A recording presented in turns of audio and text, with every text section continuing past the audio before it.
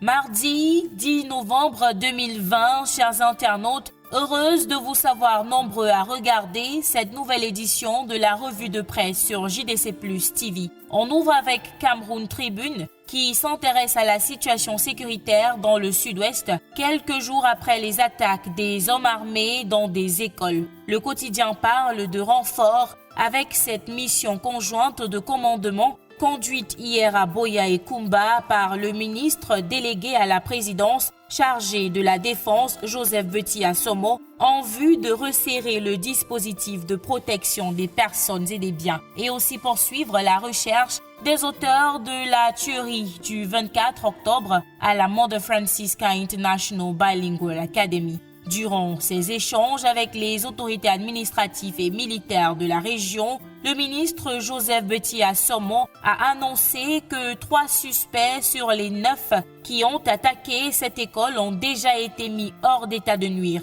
Pour plus de précision, lire la page 2 du quotidien Cameroun Tribune, édition de ce mardi.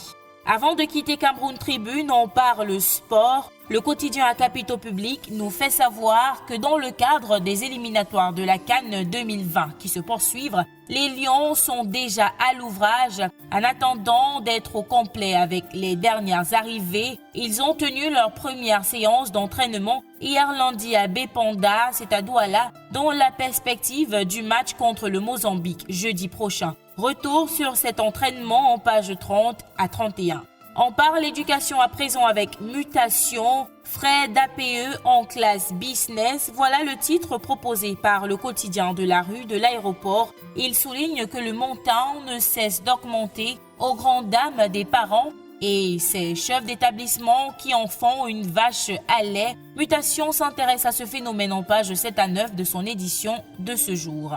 Dans ce même numéro de mutation, on parle également des marches du 22 septembre 2020 organisées par le Mouvement pour la Renaissance du Cameroun MRC pour demander le départ du pouvoir du président Paul Biya. Après ces marches, il y a eu beaucoup d'arrestations et aujourd'hui, Mutation nous dit que les militants de ce parti crient à la torture. De quelle manière sont-ils torturés? Mutation apporte des éclairages à ce sujet en page 11.